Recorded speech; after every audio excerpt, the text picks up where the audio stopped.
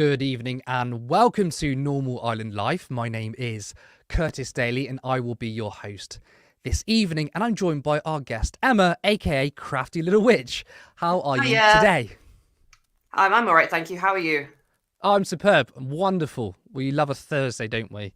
And we love politics. That's not sarcasm. Yeah. Thank you for joining us this evening. But let's get into the story. So first up, both leaders went up against Beth Rigby and audience questions last night on Sky News. We're going to first start off with Keir Starmer. Now, we have a clip of Beth Rigby grilling Starmer on his record on trust. You told the country Jeremy Corbyn would make a great Prime Minister. You then expelled him from Labour. You campaigned for a second EU referendum. Now you don't talk about the EU. And you dumped all the left-wing policies pretty much you once loved. Your short political career is a catalogue, actually, of broken promises and changed positions. So how can the people in this room trust anything you say? When we lost the 2019 election, we lost very badly as a political party, including here in Grimsby, where people felt that they couldn't vote for the Labour Party. And I concluded that I should listen to the electorate. And when you lose that badly, you don't look to the voters and say, what on earth do you think you were doing? You look at your party and say, we have to change. But, Saki, you get there's a trust issue here with voters. You accept that? No, because what I would say is this. I decided it must be country first. So every decision after that, I judged previous decisions, previous positions, and I said, is this truly country first, Let's pick party up on second? that. And if the answer to that was no, then I changed the position and dragged my party back to the service of working people, because I want this time round. In the last two general elections, you asked people to elect Jeremy Corbyn as their Prime Minister. You said, I do think Jeremy Corbyn would make a great Prime Minister, Jeremy Corbyn. Did you mean that? I was certain that we would lose the 2019 election. That wasn't we were not my ready. question. I was certain that we would lose it. I did campaign for Labour. Of course I did. I will openly say I campaigned for Labour. I wanted good colleagues to be returned. Did you not mean it when you said it? I was certain that we would lose, and I think many other people were certain that we would lose. So you didn't mean it? I was certain that we would lose. So you said it because you didn't think he would be Prime Minister anyway? Of course I campaigned for the Labour Party at the last election, and the election before that, and the one before that. I've always campaigned for the Labour Party. I'm trying to make the point to everyone in here that you said that he would make a great Prime Minister. Now will you actually say, yes, I thought that, or I didn't think that at the time? Just be honest. I honestly didn't think that we had a chance of winning that election. So you said it anyway. I wanted to campaign for our colleagues. The reason and we will move on, it's a trust issue, right? Because Now, if you didn't hear what the audience said, or the audience member, he said, you're lying. And he is. I mean, he just doesn't answer the question, does he? And also saying that, you know, I'm certain Labour was to lose in the 2019 election. What does that even mean? If you're certain that you're going to lose an election, does that mean you then lie 2 years in advance? What? And look, he still stood on the manifestos and campaigned for Jeremy Corbyn. Now, obviously, he was hoping they would lose because he literally started his leadership campaign back in 2018. Now, we have another clip which drew laughter from the audience, which is Starmer telling people that his dad was a toolmaker for the millionth time. You told the country Jeremy Corbyn would make a great Prime Minister. You then expelled him from Labour. You campaigned for a second EU referendum. Now you don't talk about the EU. And you dumped all the left-wing policies pretty much you once loved. Your short political career is a catalogue, actually, of broken promises and changed positions. So how can the people in this room trust anything you say? When we lost the 2019 election, we lost very badly as a political party, including here in Grimsby, where people felt that they couldn't vote for the Labour Party. And I concluded that I should listen to the electorate. And when you lose that badly, you don't look to the voters and say, what on earth do you think you were doing? You look at your party and say, we have to change. But, Saki, you get there's a trust issue here with voters. You accept that? No, because Sorry about that. We put up the wrong clip there. Again, there's going to be slight technical issues going on. But if you haven't seen the clip, most of you have. Basically, Keir Starmer says, "Well, my dad was a toolmaker," because he said it so many times, and the audience laughed in his face, and he was genuinely surprised, and then said, "Well, that's not a laughing matter." He's actually now today gone on, I believe it's GB News, saying, "Well, I feel insulted," and that he felt like his dad would be turning in his grave because people laughed at him being working class. They weren't laughing at him for being working class. They were laughing at him because he keeps on saying his dad was a toolmaker. Now, we're going to go to a quick highlight reel of Keir Starmer. But the Tories say you will go further. They're right, aren't they? You will. well, the first thing I'd say is the Tories are in no position to lecture anyone about tax rises. We got the highest tax burden. No tax rises in the next Parliament. No tax rises needed in the plans in our manifesto. In the plans. No tax rises for working people. That's income tax, national insurance, so you're and VAT. not ruling out. I just decode that for you guys, because when a politician says no plans, it does mean I might. Well, Beth, I've done this a bit. It does. Over the last year, I feel like you've formed into more of a politician than the person that I would have voted for to run the country. You seem more like a political robot. How are you going to convince others like me to vote for you? Well, the most... look, all I can say... I went to run the Crown Prosecution Service. You referenced that. I was the Chief Prosecutor for 5 years. Apologies. Cayman, did he convince you? Yes or no? I hope you don't answer the questions how you answer the questions, and I hope you never answered them the way that you did when you were a solicitor, because you don't seem to answer the question. OK. I'm gonna... I mean, he had him banged to rights there, didn't he? Which is perfect. Now, Emma, I want to get your view. How do you think Keir Starmer fared at the debate? What's your general overview? Oh, where do I even start? The thing is that like he'll sit like obviously like he's being so evasive when being asked very direct and simple questions, and I was just sat there thinking, what on earth is he wittering on about? Like, what are you wittering on about? Like being and giving completely irrelevant answers. And the thing is that like he wants to come across, or he seems to come across as a useless bumbling fuckwit. But he very much knows what he's doing. I don't think people quite understand how insidious Keir Starmer is. Like, I really dislike him very, very strongly. Like, you know, him saying there about him working for the Crown Prosecution Service. There are some cases that he was presiding over, you know, not just the Jimmy Savile one, that they don't paint him in a good light whatsoever. But yeah, I as well, like, I don't understand. Well, I kind of do. I think he's become lazy. I think he knows he's going to win, so he's just a bit like. I mean, you're right. He's incredibly evasive. Most of his answers ignored the questions. And the thing is, some of what he was saying doesn't even make sense.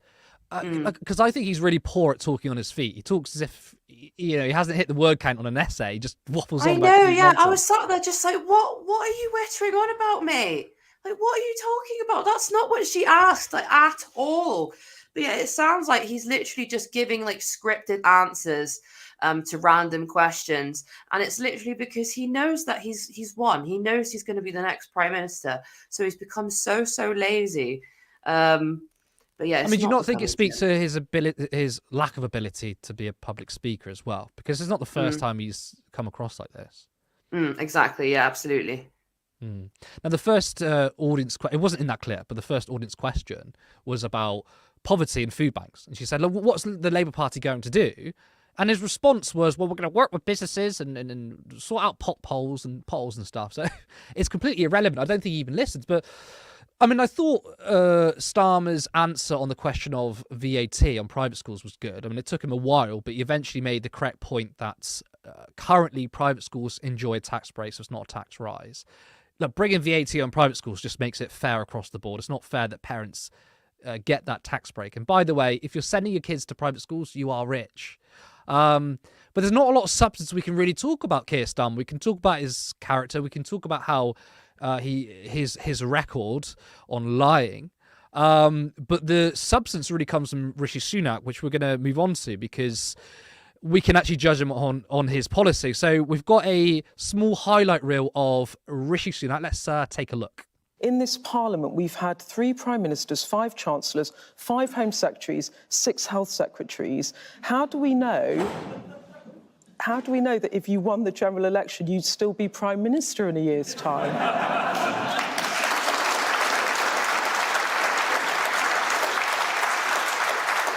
Look, I can appreciate people's frustrations. Of course, we haven't got everything right. I don't think any government does, and I know it's been very difficult for many people. But what I can do is work as hard as I can to deliver the stability that I said I would, and I've had this job for 18 months. No, just Cutting NHS waiting lists, that's pledge 4. When you made the promise, the list was at 7.21 million. It's now at 7.54 million cases. It's gone up. Yes, it has. Yes, I'm very good. We've not made as much progress on cutting waiting lists as I would have liked. The point, why did you call an election before voters could actually see it was happening? Why?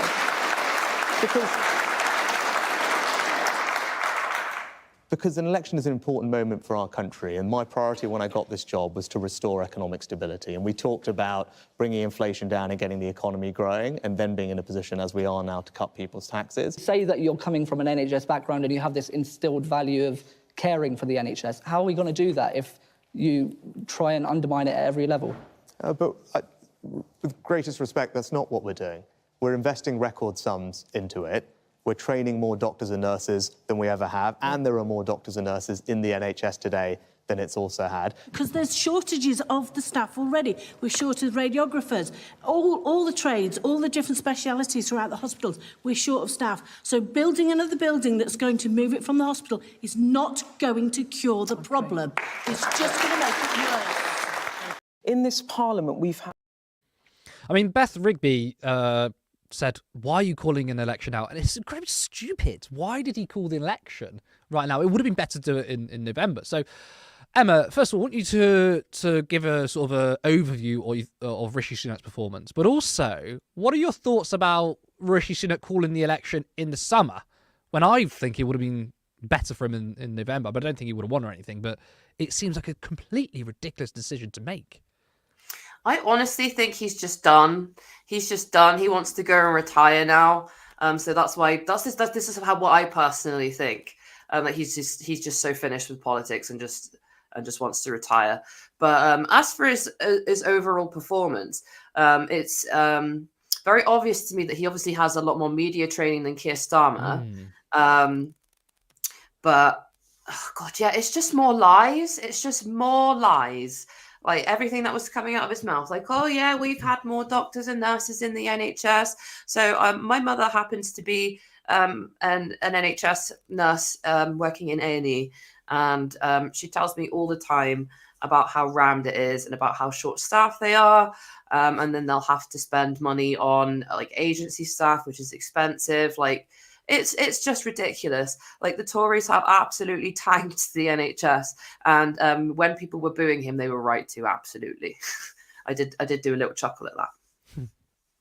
I'm glad you made it the point about media training, because I agree there, because I personally think that Sunak is a better speaker than Starmer, and I think actually when you put them two head to heads, Rishi Sunak does a far better job, because I don't think Keir Starmer is very good at answering back. He's not very good at thinking on his feet, and that's why actually you saw the polling on the first debate where more people thought, I know it was in by 1 point, but more people thought that Rishi Sunak won.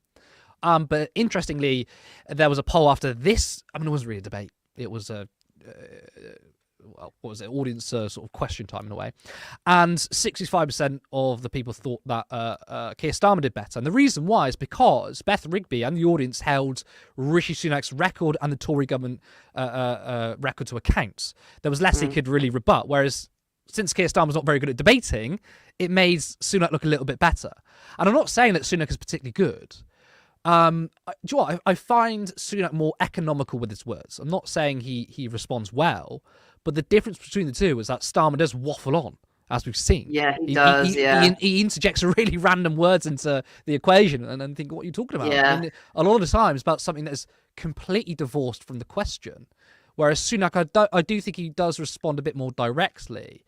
But again, as I said, the problem is the Tories' record is so bad. And I guess why, because we saw in the earlier clip where Beth Rigby went after Keir Starmer's lying. Well, that's all she can really do, isn't it? Talk about his character, whereas Sunak doesn't even really need to go for his character. Obviously, they did mention the D-Day thing, which was a huge blunder, but they're going to go for the record. And I think that sums up exactly what the political landscape is. You've got Labour, who are utterly uninspiring. They have a leader who I think is an incredibly poor communicator. Yeah, that doesn't matter. I mean, it doesn't matter that Sunak is actually better at public speaking. The Tories have been so calamitous, and it doesn't matter what the leaders do. Voters just want the Conservatives gone. Yeah, exactly. Yeah, And that's why I think that Keir Starmer, because he's like you say, he's not a good debater anyway. But I think he's gotten even worse, particularly this time around, because he just knows he's going to win. He's just like, whatever. I'll give an answer to whatever and witter on about whatever and continue lying. But yeah, he comes across like he doesn't know what he's doing, but I genuinely think he does. Like, it's like what I was saying earlier. I think he's a lot more insidious than what people think that he is. And I know he was a human rights lawyer, but that makes it so much worse. Like, there are people who go into human rights law who genuinely care about human rights, but there are people who go into human rights law so that they can be paid to violate those human rights. Keir Starmer is the latter, in my opinion. Yeah, I mean, there's this sort of debate going on between some people who think that Keir Starmer is this masterful guy. I mean, he knows what he's doing. He's very much right wing, and he's planned this all along. I think there's maybe some truth to that. For me, I think he's actually a vacuum. He doesn't really know what he's doing. Actually, there's people around him who says he has no clue about politics. He has no clue about the economy. And actually, there's stronger people behind him who are more of the rights that are sort of controlling it. I think that's what it is. And it does show, actually, in his media performances. He looks clueless. Yeah, I absolutely agree with you there. But it's I think it sort of relates back to like the two-party system. But it's weird to me that he's not had any kind of media training or anything like that, or has gone through anything. But I genuinely think at this point it is just laziness, and that he just knows that he's going to win. So he's just wittering his way through. It might be a bit of both. It might be a bit of like he's clueless, but he's just like, oh, you know what? Oh, fuck it. I'm going to win anyway. Let's just keep wittering my way through these debates. It's all right. Not long till July 4th. Witter my way through. I think that's an interesting point. I would say that I'd be surprised if he wasn't given media training, but you're absolutely right. He doesn't look like he's had any. And it's the bare minimum used to be for a politician. And it also strikes me because he has been in some incredible situations. He was a former director of public prosecutions, a Crown Prosecution Service, human rights lawyer. He's been in some probably big negotiations. And yet he looks like he couldn't talk his way out of a paper bag. But what's so depressing? What's so depressing, though, is that it doesn't matter. None of this matters because Labour are on course to win the next election. Now, again, what wasn't shown in that clip from Rishi Sunak is that he actually turned on junior doctors, and it was unprompted. I think Beth was talking about NHS waiting times, and then she was going to move on. And then Sunak turned around and decided to say, wait, hold on, there's a junior doctor here. And then just blames them for the waiting list go up. So you've got Starmer, who's really bad. You've got Sunak, who's even worse. But we're going to move on from the debates. We're going to get into more of the core of the policies, and we are going to move on to the manifestos. On Tuesday, the Conservatives released their manifesto, followed by the Green Party on Wednesday, and earlier today, the Labour Party. We're going to start off with the Conservatives. This is their tax policies. Take another 2% off national insurance for employees, taking it down to 6%. Abolish the rate of Class 4 national insurance of the self-employed. Guarantee that the state pension will not face income tax with triple opt plus. Maintain national living wage. Not raise income tax or VAT. Now, there's a lot of tax cuts and no way of funding it, which is ultimately more austerity. Now, council tax is a huge problem because at the moment, with some constituencies, they're having to hike up to pay off their debts they've ruled out changes to it, and it's a completely broken system. It's unfair.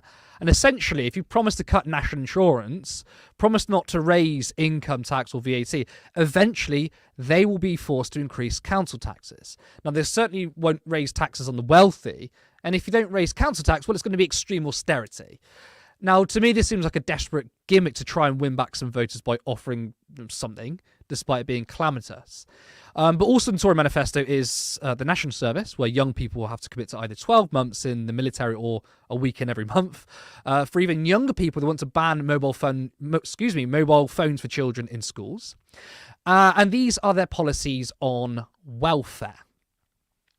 Introduce tougher sanctions to those who refuse to take up jobs after 12 months on benefits, overhaul the sick note process, taking away power from GPs to write sick notes, giving working parents 30 hours of free childcare a week between when their child is 9 months old and until they start school. On housing, they want to permanently increase the first-time buyer stamp duty threshold to 425,000, launch an improved Help to Buy scheme with 20% equity loans, implement a 3 strikes and you're out rule for anti-social behaviour in social housing, maintain private residence relief from capital gains tax, introduce temporary capital gains tax relief for landlords selling to tenants, oppose any plans to abolish right to buy. On healthcare, they want to cut NHS waste and bureaucracy, reducing managers by 5,500, deliver 40 new hospitals by 2030, we've heard that before, and invest more in out-of-hospital services, increase NHS spending above inflation annually in the next Parliament, add 92,000 nurses and 28,000 doctors to the NHS by the end of the next Parliament. Emma, their housing policy is unsurprisingly poor. They want to give tax breaks to landlords. They want to clamp down on renters' benefits. However, their childcare policy is actually surprisingly progressive. So in the last Labour manifesto, they promised to give 30 hours of free childcare when children hit the age of 2. The Tories want to do it at 9 months, which is actually a better policy. But there's also a lot of tax cuts. So what's your initial impression of the Tory party manifesto? Well, the majority of it is probably bullshit. Like, let's get that out of the way. Like, as soon as you go through it and you just like, that's probably a lie. That's probably a lie. Like, if they were getting elected, you could put all of their policies into like a little bingo and just cross off the ones that they lied about, because that's what they normally do. But yeah, it's like you were saying just now. All of the tax breaks and stuff, it seems very, very gimmicky to me. Like they're trying to win back voters. It's very weak. It's very poor. I think they can do way better than that. But at the same time, it's the Conservatives and they want to keep as much money as they can. And also, benefit their rich friends as they do. What was it? For welfare, like it's already the welfare system is already so draconian.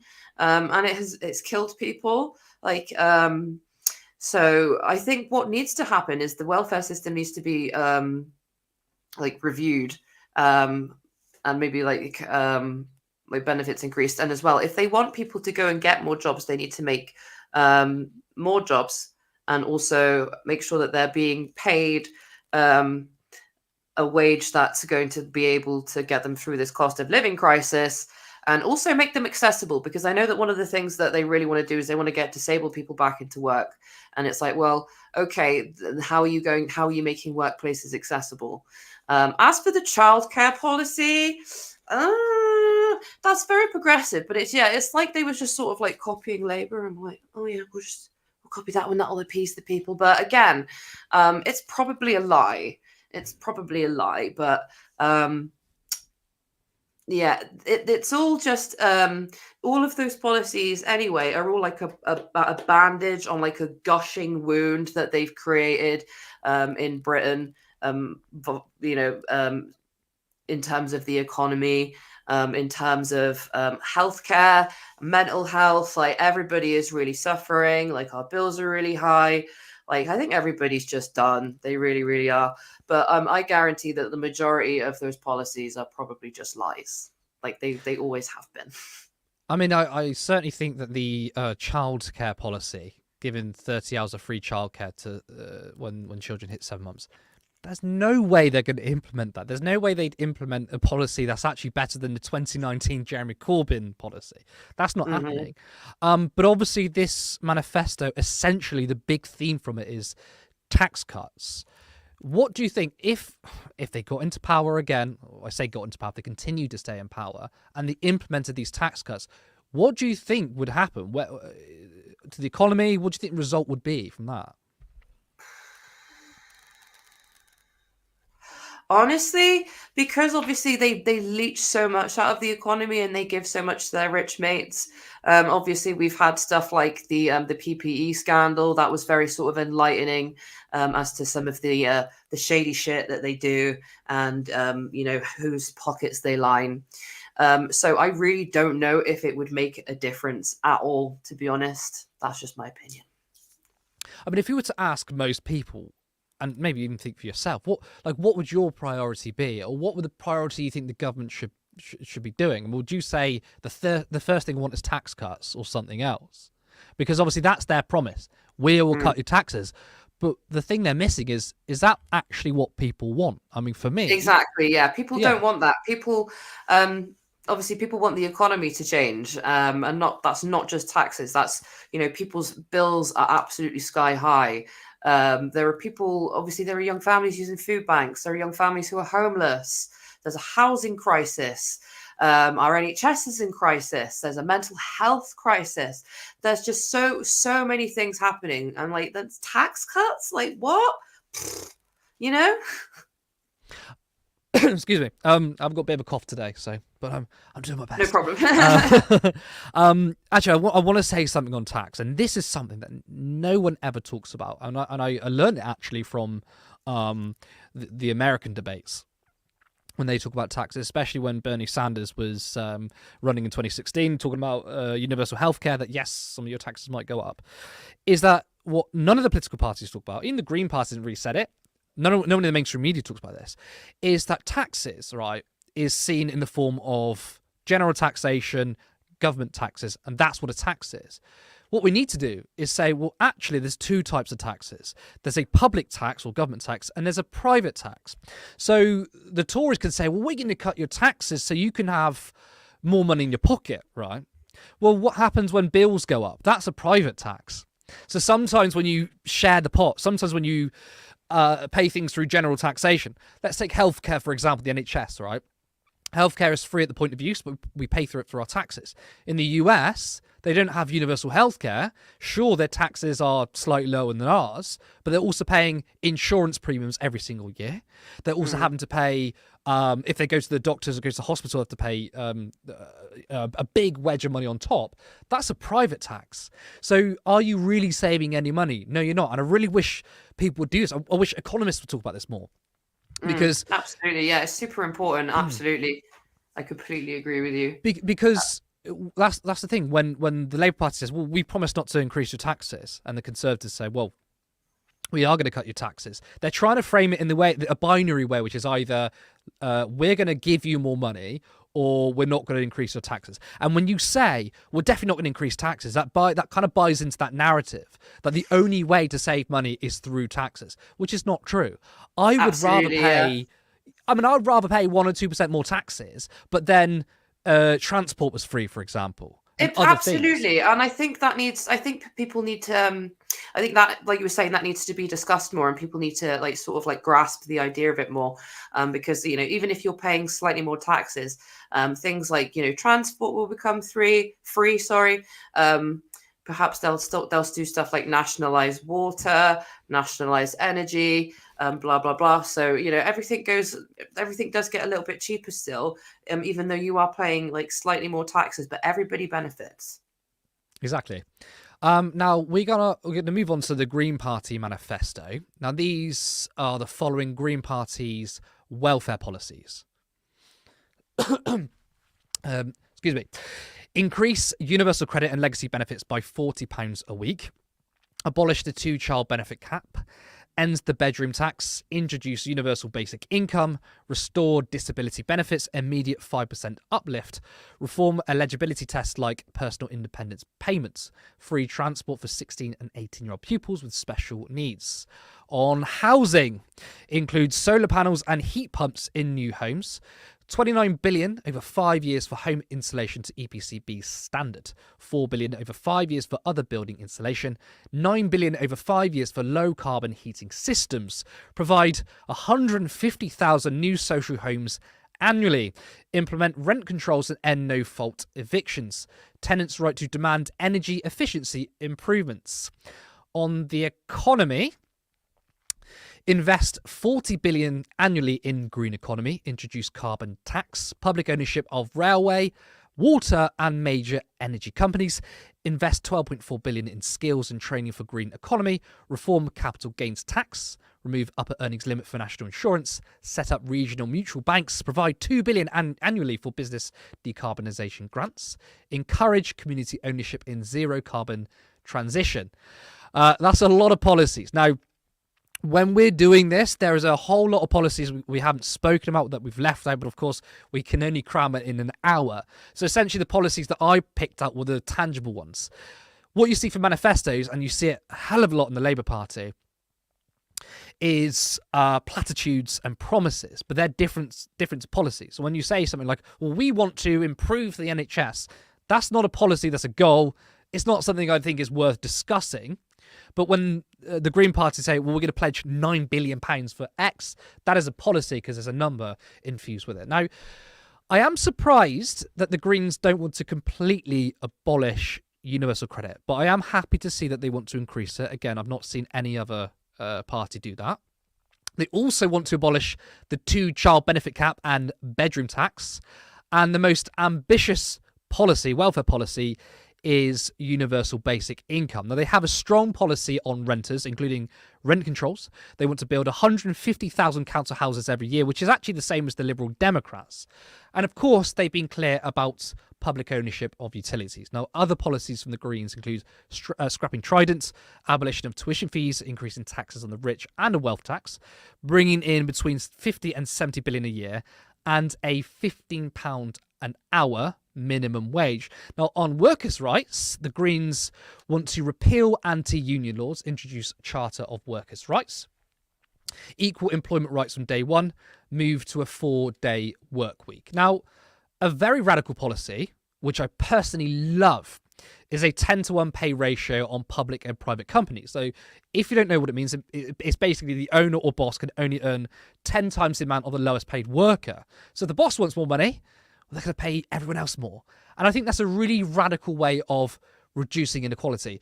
Emma, what do you make of these green policies, and how would you compare it to what we've seen from the Liberal Democrats and the Tories? Oh, God. Oh, I wish, do you know what? Like, call me a dirty little socialist or a dirty little commie, but all of those policies, like, I would love to see all of them implemented. Like, to see all of those implemented would improve things so much. And I wish the Green Party were taken a bit more seriously politically because of that. Because just stuff like, you know, a 4-day work week and then increasing pay.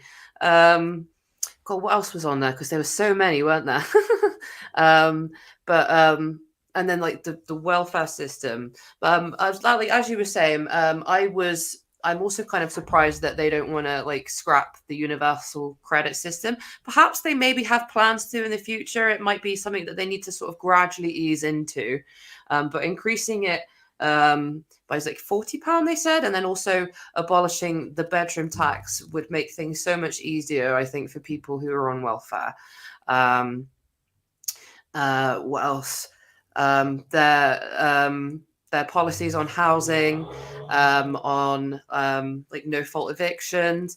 The one that I thought was quite cool was to demand a tenant's right to a more energy efficient house, just because obviously that can save you money on your bills and stuff. What else was there? Goodness.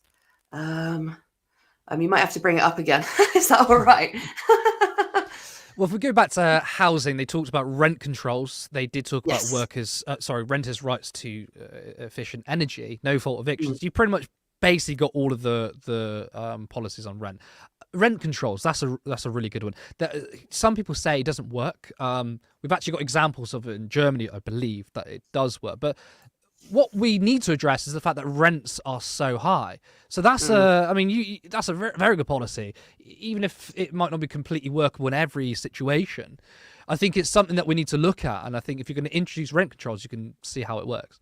But I'm really interested in their workers' rights, because you got the Labour Party, they're the party of Labour, they're a party of workers, and you got the Green Party, where most people still probably associate them with the climate and the environment, but you've essentially got a Green Party that stands up for workers' rights more. Yeah, like repeal more so anti-union than laws. Labour does, which is shocking. Well, it's shocking, but not shocking because Keir Starmer is running Labour, and that's why it's not shocking. But yeah, like it's just stuff like repealing anti-unionist laws and the 4-day work week. Like that would improve so many people's mental health. Like I think they've trialed the 4-day work week in several places. There are already several businesses that have implemented it, and there's a lot of research that's gone into it. And yeah, it just makes workers' mental health better. It then obviously leads to them being more productive workers. And then that leads to the business being more profitable. Like what I really don't understand about Tory policies is why they want to leech so much out of workers, to the point where they work themselves into the ground and they're seen as disposable. Whereas, if you look after your workforce, they'll give you the same energy back, and you'll see that in your business. So that's what makes no sense to me, like Tory policies like that. But I really, really love the Green Party's policies for workers. I love all of their policies. Like I was saying, I really wish that they were taken more seriously politically. Just like you were saying, people sort of see them as like the climate energy party, but they have so many more policies than that. That go way, way beyond that. But yeah, just to see like socialist policies like that be implemented would be like a dream come true. It's something that we could have seen obviously in the 2019 election when Jeremy Corbyn ran, but unfortunately that was robbed from us. But perhaps one day we will see it. I want to pick up on a point you made, was really interesting, which is that a lot of policies, which is improves the lives of workers and consumers, is actually better for businesses. So when more people have money in their pockets, they can go out and spend. That helps small businesses grow. And it's really interesting that the Tories, want their way of keeping wealth for the top 1% is to simply take it off you, which is either by reducing wages, reducing the power of unions. But there's actually another way, a social democratic way I call it, which is actually creating more equality in the economy. And people then go out and spend, and that's it's called a velocity of money. And that helps profits for smaller businesses. And also, a happier, healthier workplace is also a more productive one. It's really interesting that is never spoken about, even from the Labour Party. I don't see that enough. They use this kind of vague line when they say we're pro-worker and pro-business. And when you say that, ultimately, being a worker in a business, your interests are opposed. Obviously, the worker wants to get as much money as possible, and the business wants to save as much money as possible. Obviously, that is true. You can't ever resolve that. But at least for now, if you want to end neoliberalism, if you want to end all the shops and the high street closing down, making your workers wealthier is one way of doing it. Exactly. I hate neoliberalism so much. It's absolutely such a cancer. It's a stain on this country, and it will be the absolute death of us if we don't sort it out. Actually, I want to ask you about the Greens, because you were saying earlier, or just then, that you don't think enough people take them seriously. Do you not fancy their chances at all? I mean, they're going for 6 seats at the next election. They're most likely going to win Bristol. I'm going to ask you predictions. Political predictions are never good. But what do you see? Do you see a green surge, or do you think that people will fall behind the Labour Party? I really think that there'll be a green surge. Like quite a lot of people that I know are voting green. I live in Wales, so it's probably better for me to vote Plaid Cymru. just because as well, like the policies here, I spoke to my local Plaid Cymru politician, and he seems okay. But it's just to get both, because we've got a Labour government at the moment, and if you know anything about what's happening in Welsh politics, it's a little bit of a shit show here at the moment.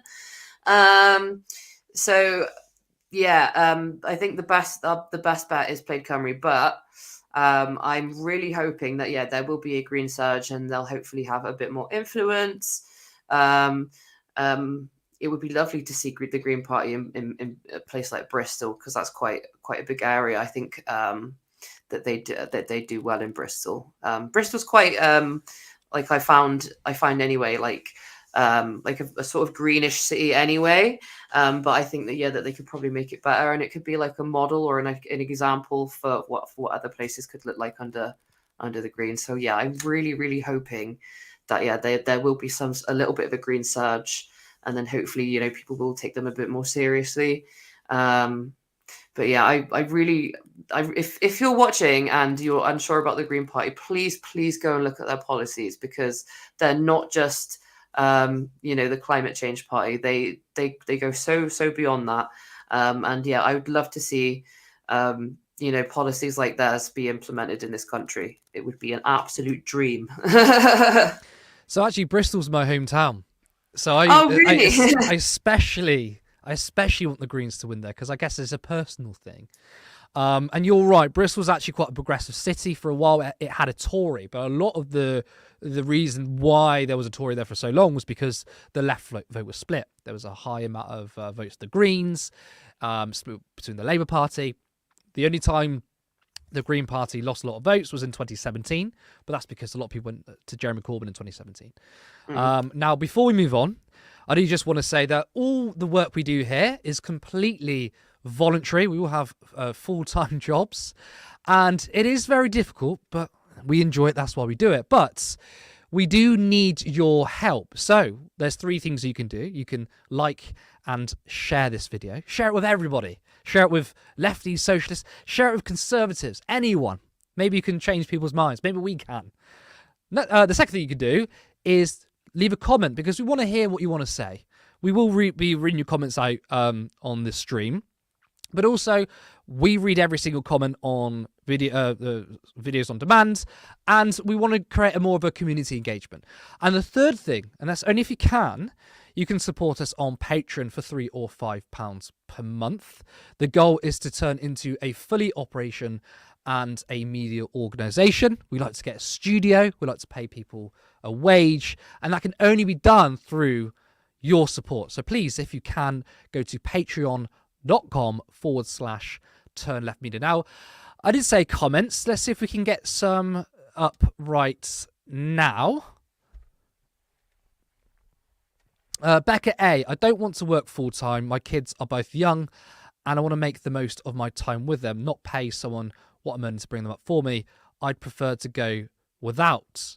I mean, I guess you have the option there. I mean, having free childcare means for those that can't. I understand as well if you don't work full-time, which is another thing I feel like we're so far away from, is that there seems to be this narrative in the country that you should only be able to get on if you work full-time. I like to see, for starters, a 4-day week, but I like to go more radical than that. Imagine if you had a part-time job, but you could live on that. I mean, why is that an issue? Don't know why. But thank you for your comments. Can we get another one up? Vicky Cleo, I've seen you before. See, when Greens say reform PIP, I trust them to mean to be better experience for user, whereas when Labour and Conservatives say, I assume opposite. You're absolutely right, because reform is a dirty word. Reform means bad, doesn't it? You always hear from the Conservatives or Labour, we want to reform the welfare state. What does that mean? It means cuts. It always means cuts. When they initially brought in universal credit, it's because of welfare reform. The welfare reform bill, as we know, which the Labour Party, many of them didn't vote against. Now, I think I would always say, even though we like the Green Party, I'm going to be voting for them. When they say reform, still, don't completely trust every political party. They're still asking for your vote. So, I mean, I would like to think they're not going to cut benefits when they say that, but reform is still it's a dirty word, I would say. Any other comments? Hillary Felf? Thelvin. I really apologise if I said that wrong. Couldn't believe excuse me, I'll start again. Couldn't believe how unforensic Starmer is, and Sunak flailing about all lies are really depressing. Yes, Starmer is incredibly unforensic. Now, remember when they said that at the beginning, when he became leader? Starmer is the forensic type. The thing is, he was never forensic. People used to say, well, he pays really good attention to detail. No, he was a slave for detail. What he would do is basically say lots of words. And there's a difference between someone who understands detail and someone else who just says lots of stuff. You know, if they read something out and say, I know about my stuff, I know detail. No, you're just reading stuff. And I've never thought that Keir Starmer was particularly forensic. He's not. Any more? You've got a few coming in. Edward Sexby, good to see you again. Sunak got really knocked about too. Props to Beth Rigby for the job she did. Pity journos don't go in that hard on politicians all the time. Yeah, okay, Beth Rigby. I have a strange relationship with her journalism. I don't think I don't have a high regard for any mainstream journalists, if I'm honest. Victoria Derbyshire, I mean, she's pretty good on some stuff. Beth Rigby, she's okay. She definitely did a very good job here. My issue, though, is why wait until 3 weeks until a general election? Now, everyone here at Turn Left, all of you who are watching, could have said that Keir Starmer was a liar 3 months after he was elected, because that's when he started to drop his pledges. Yet no one in the mainstream media dared to ask him that, really. I mean, they asked him a few questions, but for the last 4 or 5 years, they haven't. And it's only now until they do it. And I think that does us a disservice, because people who want to know who this man is only have 3 weeks to decide, whereas if the media did their job properly, they would have asked him these questions about his dishonesty earlier on.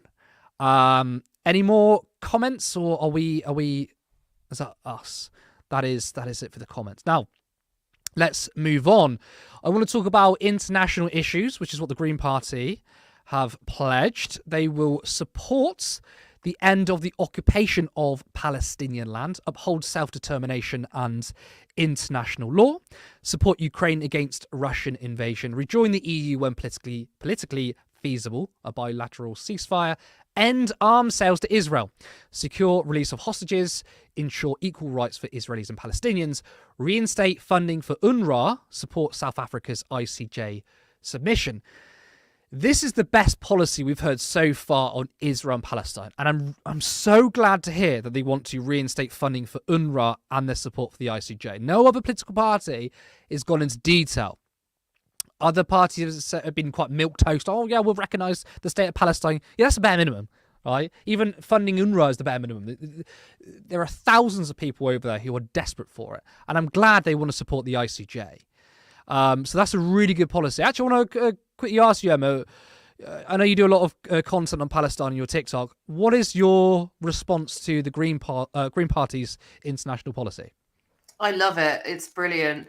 So yeah, I do a lot of content on Palestine. I also volunteer with an organization called Operation Olive Branch. If anybody hasn't heard of that, please check it out. So I'm in direct contact with quite a lot of families who are in Palestine, in Gaza specifically. So yeah, I've been very closely watching for the past 8 months. It's very much consumed my life for the past 8 months, actually. So yeah, to see a political party take like a firm stance on it and to actually, abide by international law, which it's very funny that Keir Starmer cannot, because, seeing as he's an international human rights lawyer, very funny to me. But yeah, just stuff like ending arms sales to Israel, and recognizing the state of Palestine, and like supporting the end of the occupation, reinstating funds for UNRWA. Like I am for all of that, and it's nice to see that a political party have actually taken a proper stance on it, other than the sort of like, oh yeah, we'll accept Palestine as a state. Like I'm pretty sure that Keir Starmer announced that recently, like, oh yes, we'll accept Palestine as like, you've only just announced that recently because there's an election coming up and you want the vote of, I think it's probably he wants the Muslim vote, because he's completely lost that now. Like that's gone for him. But I think he's probably trying to regain some of those votes back, and then also all of the allies of Palestine and 2 Muslims as well. But yeah, I would like to see other parties take a similar stance, particularly ending arms sales to Israel. Like we are, there's quite a lot of trading going on between the UK and Israel when it comes to arms. I'm pretty sure that the particular bomb that killed the World Central Kitchen workers, I think that was made in Bristol. I could be wrong, but or it was made in Wales, but I'm pretty sure it was Bristol. So and there's quite a lot of them in Wales as well, but yeah, no, I would love to see other parties take like a similar stance and, you know, actually abide by international human rights law. That'd be great. Now, this is such a big issue, but given timing, we're going to have to move on. So we will be moving on to the Labour manifesto. Now, in this manifesto, there's a lot of vague platitudes that are present. And that does go for a lot of manifestos for sure. But the core plan from the Labour Party is to grow the economy, which is vague. Now, their plan to grow the economy and wealth creation. I shudder when I hear that term.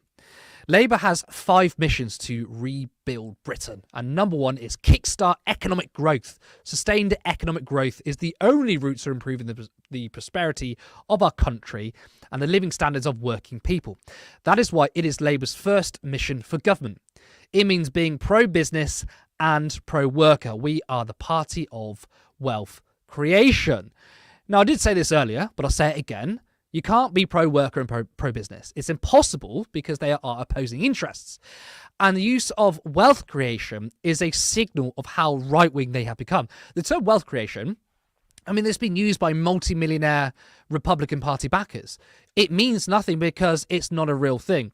Wealth comes from somewhere, and that is from the working and middle classes, which is redistributed up to the top 1%. Now, Labour have said they will deliver growth through partnership with business. Again, it means nothing. Building homes and tough spending rules, which is economic illiteracy. You can't get growth through austerity. Now, they did have a really good plan, which was state-led growth to the tune of 28 billion of the Green Prosperity Plan, which they ditched. So, let's go through their main policies. All adults to receive a genuine minimum wage, no matter your age. Increase NHS appointments by 40,000 per week, funded by cracking down on tax avoidance. No increases in national insurance, income tax rates or VAT. Cap corporation tax at 25% through the Parliament. Launch Great British Energy with a windfall tax on oil and gas giants. Voting age to 16 for all elections. Introduce free breakfast clubs in every primary school. On the economy, move the current budget into balance. Ensure debt is falling. Keep mortgages rates low, retain the 2% inflation target, no increase to national insurance, income tax rates or VAT, abolish non-dom status and ending the use of offshore trusts for inheritance tax avoidance, close the loophole on private equity capital gains tax. On infrastructure, improve Royal Mail's governance, restore the 2030 phase-out date for new cars with combustion engines, introduce Great British Railways and secure the aviation industry's future. On work and welfare, reform the points-based immigration system, introduce a plan to upskill workers and bolstering Job Centre Plus and National Careers Service, overhaul work capability assessments, establish a youth guarantee and introducing a new deal for working people, ensure the minimum wage is a genuine living wage without age bans. Healthcare. Cut NHS waiting times with 40,000 more appointments every week, double the number of cancer scanners, 8,500 additional mental health staff, return of the family doctor, set an explicit target to close the Black and Asian maternity mortality gap.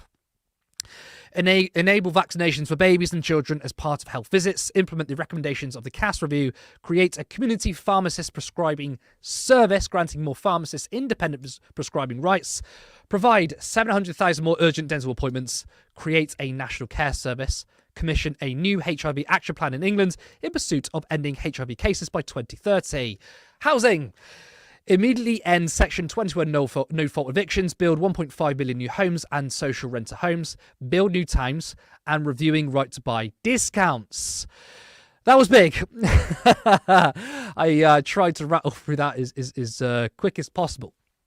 Now, finally, they want to introduce mental health professionals in every school, recruit 6,500 new expert teachers in key subjects. Water companies forced to clean up rivers or be in special measures and fines, sure, but no public ownership.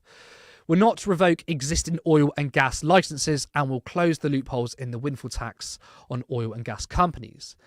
Now, the main point here is not what's in the manifesto.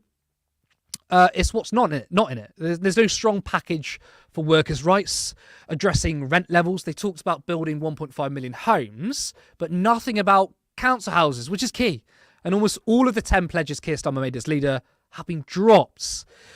Now, comparing all of the manifestos, the Green Party are the only one who said they will borrow, which is needed. I mean, it's all well and good having targeted funding from taxes, but spending needs to increase every year. Otherwise, it's essentially cuts. Now, all the manifestos have talked about certain funding, but overall funding, essentially, there's nothing. The sectors that aren't mentioned in the manifestos, we don't know if money will be poured into them. Now, Labour's fiscal rules prevent borrowing to invest, so it's almost... certainly a return to austerity. Emma, I reeled off a lot of policies there. There were some good-sounding policies, but what's your view on the Labour manifesto? I mean, it's probably the one with the most intrigue. It is for me anyway. How do you think it fares to the other parties, especially the Greens? It pales, it really does. I mean, call me a dirty little commie, but I don't want to see wealth creation. I want to see wealth redistribution. So I want him to, keep his promise about taxing his rich mates, which would probably pay for quite a lot of these policies that he wants to implement. Instead he wants to benefit them, which is why a lot of people say that he's a red Tory, is because he literally wants to benefit his rich mates. I see a few policies about creating, what is it, like Great British Energy or something? Is that like a nationalized energy thing? So this is what they've been trying to pass off as. They call it GB Energy. Right. And I think they're trying to sell to the voters that it's nationalisation, which is not. Essentially, GB Energy, for those that don't know, is a private company that manages investments. It's essentially a neoliberal startup thing. So essentially what they do is they'll target investment from the taxpayer to other private companies who are like, we want to start up as a company, but we want to be really, really green. And then our taxpayers' money sort of goes to help develop that, which essentially is, in my view, pulling money out of people's pockets through taxation and put it into private businesses, but green. But it doesn't generate its own energy. So they're already lying on their manifesto and being like, yeah, look, this looks like a nationalized energy company on the surface, except that it's not. When you read it, except that it's not. Did you say the Labour Party were lying? How could you say such a thing? It's nationalized energy and railway, but except that it's not. What? Who said that? Like literally, ugh.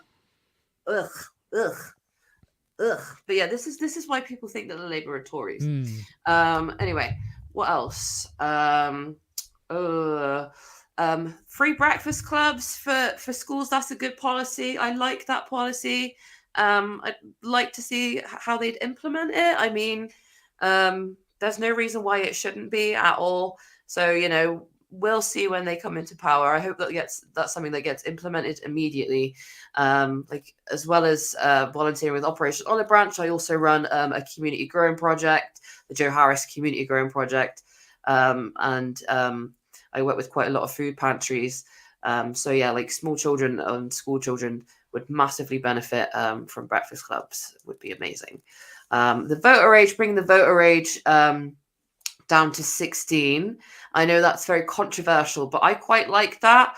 I think 16-year-olds should have a say in their future. Like if they are old enough to have a child, then I think that they should be old enough to vote and have a say in the policies that might affect them and their child, or just them in general. They should have a say on their future.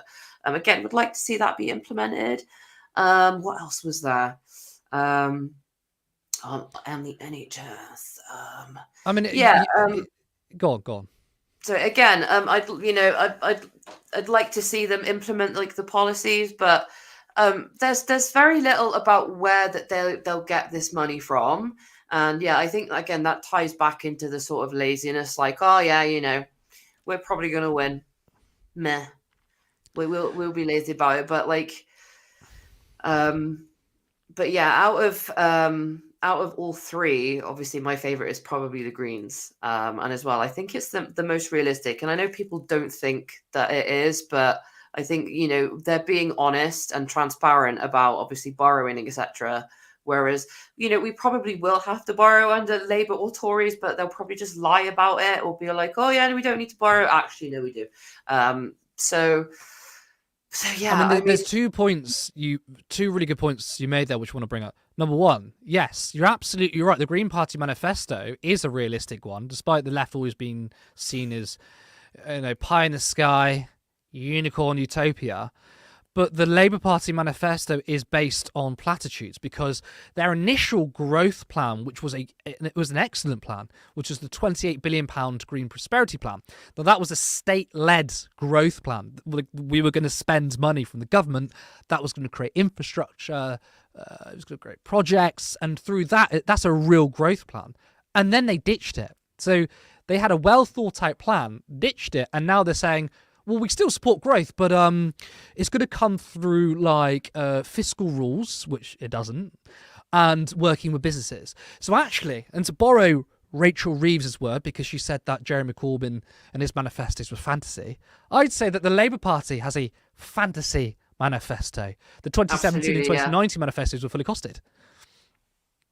Absolutely. But yeah, no, I just don't see any way of like they've not said any way of funding it. But again, super lazy. I just think it's super lazy. Like, they know that they're going to win, and they'll just like, oh, we'll just chuck some policies on some paper. We'll do a couple of socialist policies to sort of appease the socialists in the party, such as the Breakfast Club, and what else was there? Because it was quite a long list, wasn't it? It was, yeah. I nearly passed out trying to read it really quickly. Yes. I mean, like, you also, because I was going to go to another point you made as well, which is that I don't want to hear Keir Starmer say wealth creation. I want to hear wealth redistribution. And you absolutely hit it nail on the head.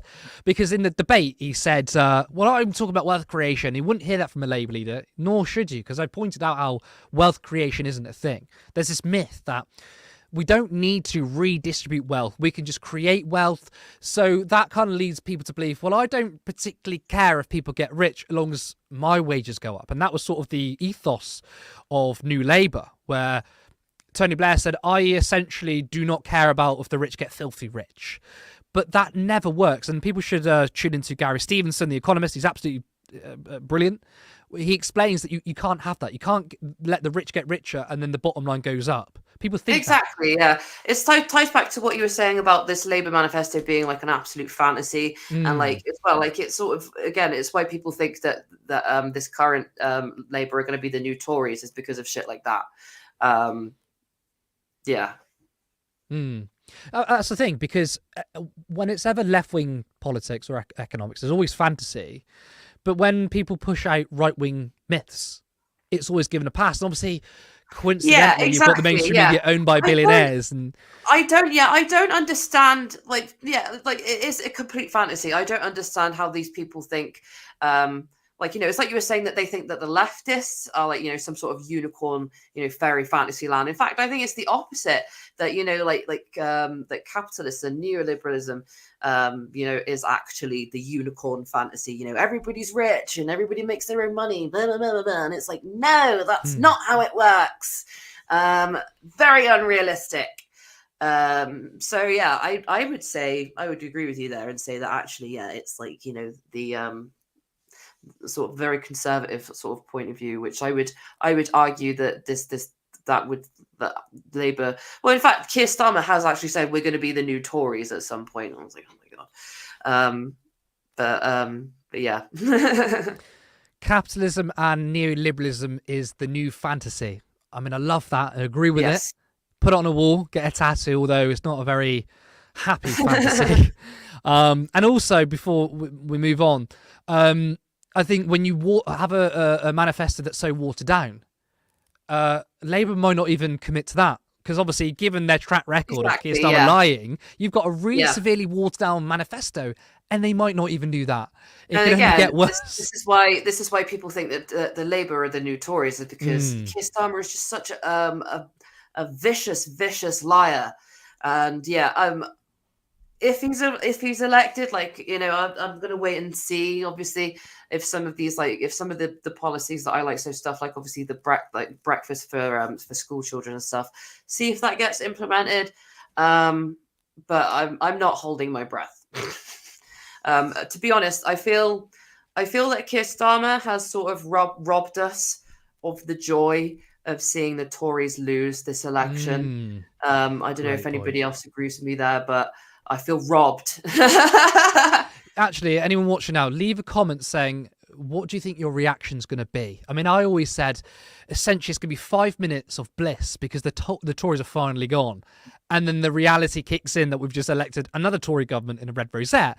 And actually, as the election gets closer, I'm less and less convinced I'm even going to get that 5 minutes of, the Tories are gone, because of what comes after it. Now, I want to draw people's attention, and this is a very important point, because, look, there's a lot of policies that have been thrown at you, and I really appreciate that it's very hard to digest. It's very hard for me to digest.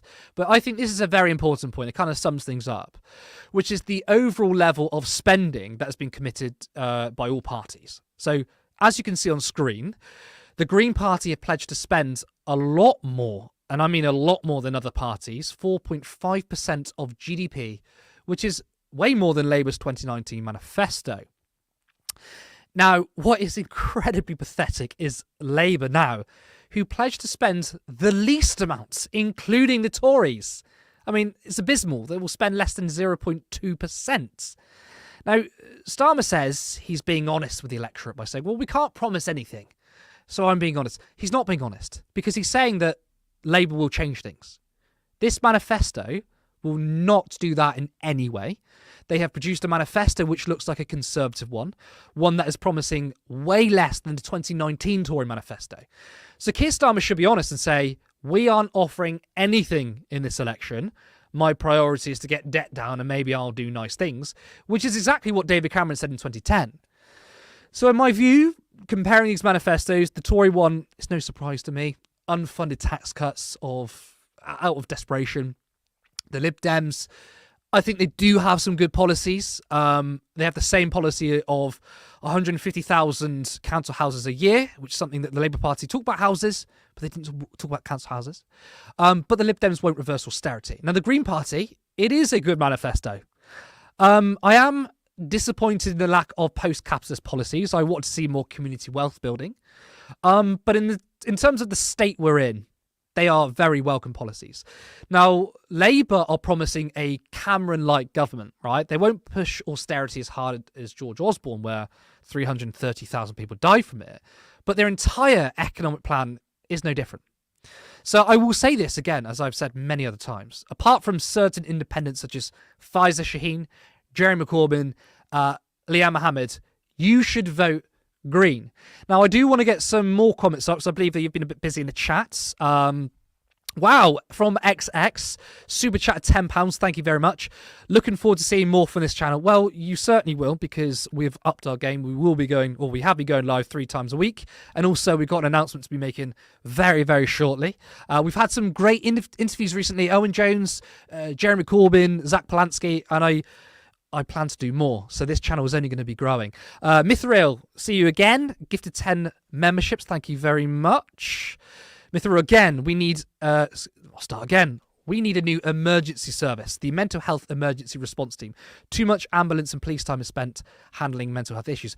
That's a very good point. And I think, actually, I can draw a parallel to America for a second when they talk about defunding the police. I mean, the slogan might not be very good because it means one thing, not the other. People think you're just not going to have a police force. Part of the key thing of defunding the police is that the police respond to too much stuff. When there's a mental health call, the last thing you really want is the police. That's where a lot of bad things happen. So I'm really glad you talk about that, because we need, yes, a mental health emergency response team to specifically go out for those calls. You're going to get a more compassionate team, more understanding team. Do we have any more? Is that it? Or we do. Flow Snake, lovely name. Abiding by international human rights law does seem like a kind of basic requirement for government, doesn't it? Maybe I'm just a naive old snake. You're not a naive old snake. You're absolutely right. International law should be the bare minimum, should be the low-hanging fruits, yet Keir Starmer, Mr. International, Mr. Lawman, upstanding gentleman, human rights lawyer, doesn't support international law. I will remind you again that he said that Israel has a right to cut off water and electricity, which is a war crime. Do we have any more? Any more? Carl Merritt's, the Greens are now the party of the left. I mean, yeah, so they've always been the party of the left, but I guess they're now essentially the only party of the left. The Labour Party aren't even centre-left. I've maintained they are centre-right. There's nothing centre-left about their policies or even their rhetoric. How are we doing for comments? Are we good? We are good. Now, we have slightly overrun. I kind of expected that because we went through 3 manifestos in one show. Oh, Rachel Atwood, thank you again for the $2 super chat. Does the Green Manifesto reference MMT? I didn't see that. And that's kind of why I referenced earlier. I was a bit disappointed that they didn't talk about post-capitalist policies. Their plan is very much tax and spend. They did say that they support day-to-day borrowing, but that's not really MMT. I mean, I don't expect the Greens to do that. I mean, do you think the country is ready for that conversation when we still got the leader of the opposition, soon to be Prime Minister, talking about wealth creation? I'm not sure, but it's a good question and it's a salient one at that.